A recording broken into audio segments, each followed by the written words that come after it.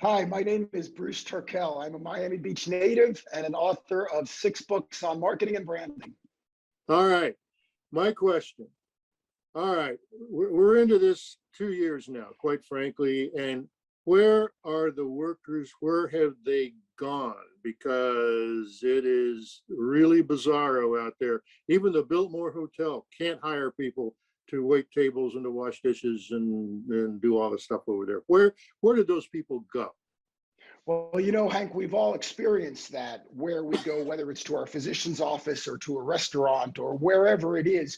Even though we're going out less, we're still finding that there's less people, and we're reading about it all the time. And of course, it's been dubbed the Great Resignation, and then you hear people debating whether that's true, whether that's not true. But I think what we can all agree on is that the world has changed drastically. And there were lots of changes happening, of course. We've talked about this before, you and I, because of computerization, because of the democratization of information, on and on and on. Things have been changing. But then we had this cataclysmic event, this catalytic mechanism, COVID, which brought our attention razor sharp to what was going on. And so all of a sudden, we notice this enormous change.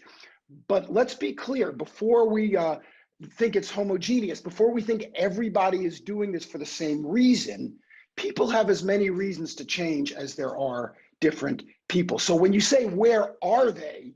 They're in lots of different places. Although there's one great phenomenon that's happened, it's affected us all very differently.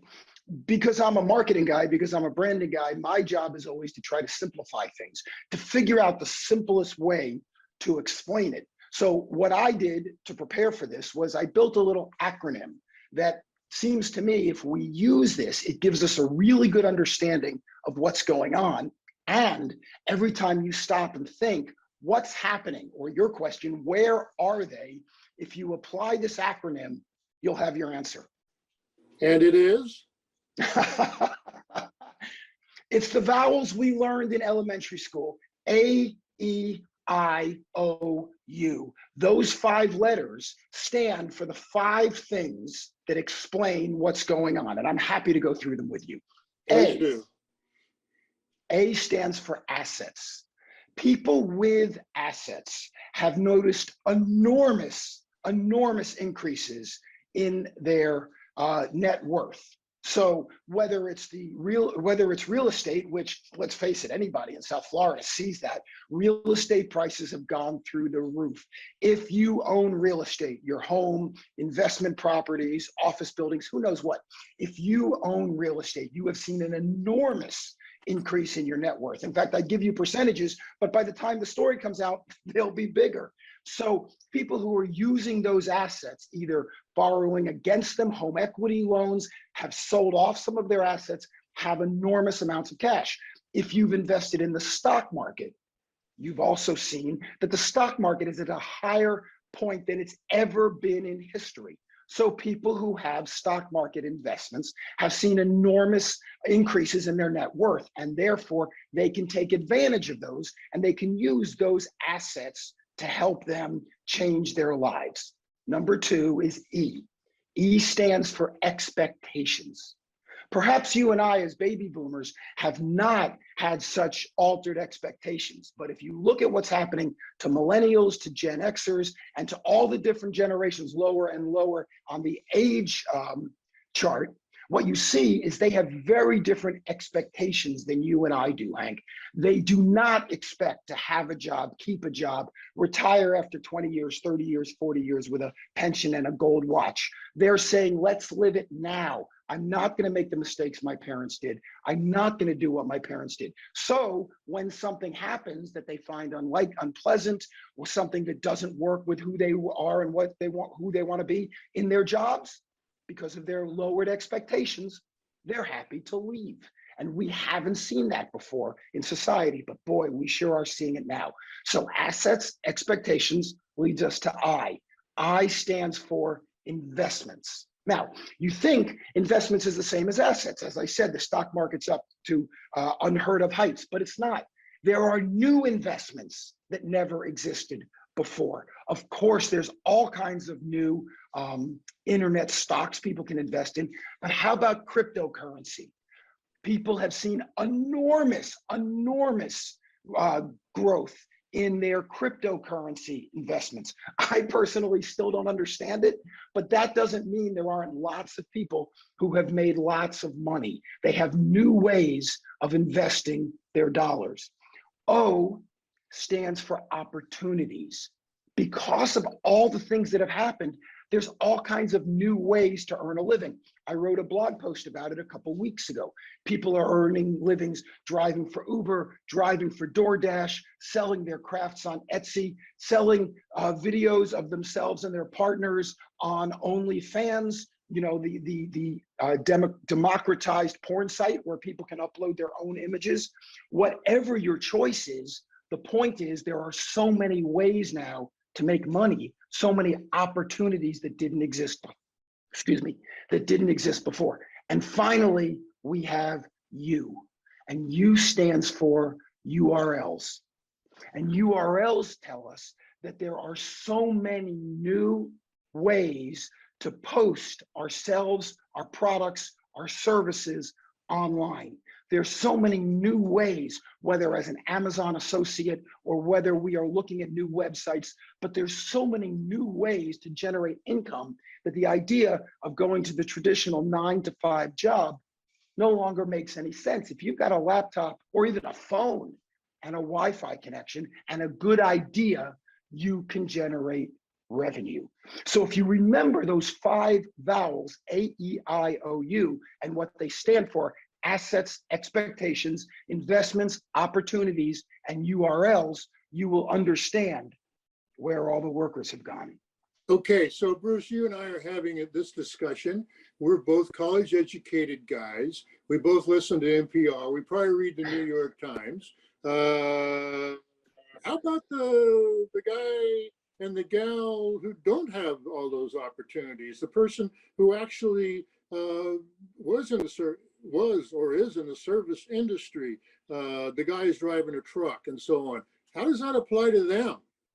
Well, that's very interesting because remember what I said at the beginning. I'm glad you asked that. This is not a situation where everything is the same for everybody. So on the one hand, you have plenty of people who don't have assets, plenty of people who don't have investments. You have plenty of people who haven't changed their expectations.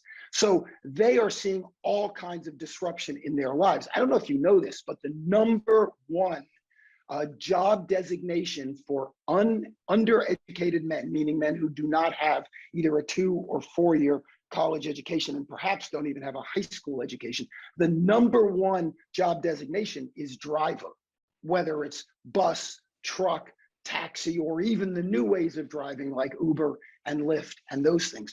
So for those workers, they're going to see enormous disruption as soon as autonomous vehicles become the norm. And okay, it's not going to happen tomorrow, but it is going to happen relatively quickly. However, once again, those people still have all kinds of opportunities for earning income. They don't necessarily have to be driving a truck, to your point, or working in a restaurant or working in a hotel. If you're a handyman, if you're a janitor in a hotel, for example, you can now go on to nextdoor.com or offerup.com and you can offer your services. It used to be that if you were really good at what you did, you had a job in your demographic and geographic area.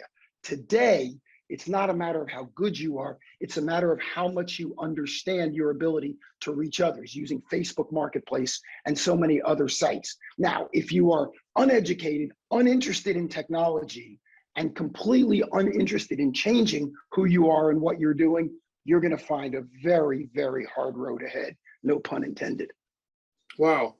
Women leaving and staying away from the world of employment right now? Well, statistics are showing that men and women are leaving in almost exactly the same number. And I have to believe that so much of this is due to all of these other opportunities. I would add that it's pretty clear, simply by what's in the news today, if you haven't noticed already, that women do not have an equitable place in the workforce, have not been treated with the same regard as you pointed out, that you and I, being college educated, middle age or older adult males. So it's even more likely that the E of AEIOU, expectations, would speak to women who would say, wait a second, this doesn't make sense. I'm going to figure out another way to do this. Have they? Are they? Can they? Well, as I said, the statistics say that, in fact, they are. The statistics show that men and women are leaving the workforce in almost exactly the same numbers. And what's fascinating to me is the only place where you see more people leaving, it's not based on income, it's not based on education, it's not based on gender, it's based on age. And the younger you are as a worker, the less likely you are to put up with what institutional jobs demand from you.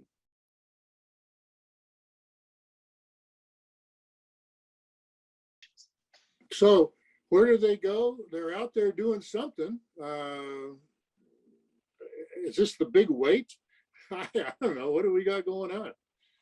Well, they're out there doing something is exactly right. Once again, not everybody's doing the same thing. Some people are driving for Uber. Some people are, as I said, are doing handiwork and selling their services on all these different websites, Nextdoor and OfferUp and the like. Some people are selling videos of themselves stripping on OnlyFans. Some people are doing editing work online. Some people are doing Photoshop work online. They're selling their services lots of different ways. They're selling their crafts on Etsy. They're not doing any of that. Some people are going in and filling in at these jobs. My daughter calls them Bobo jobs, where you go in just to make a little bit of money for a little bit of time. No commitment, no great investment. You just do it to make some money. There's lots of different ways that people are skinning this cat. Case in point, my IT guy, brilliant. This guy is really brilliant. In fact, you probably know his family, but I'm going to protect his protect his identity. But he has an online business with IT. He drives for Uber, and he hosts karaoke shows. That's exactly the guy I'm talking about. That's him. So he is the model for this. My IT guy as well. When I ran my agency, we had this great IT guy. I also won't mention his name, although he probably liked the promotion. But he was a wonderful IT guy. And then I sold the business, and eventually he left and he started his own IT consulting company. Now, for the longest time, he was helping people with their computers, helping people with their phones. Now he's doing smart houses. And he is installing cameras and he's installing switches so that you can run your house from your phone. He called me up. He said, do you have any interest in this? I said, no, I might be interested. Why? He said, well, I need to learn how to do it. So I'm doing my house. And if you'd like, I'll do your house at a discount. We did that. He wired my whole house. It's absolutely incredible. And now he's out selling those services. By the way, he also has a product that he sells on eBay. He has them manufactured in China, and he sells that. And he also runs parties and markets them online. So just like your IT guy, he's found alternative sources of revenue that keep him happy, keep him fulfilled, keep him busy, and seems to be enjoying living life on his own terms.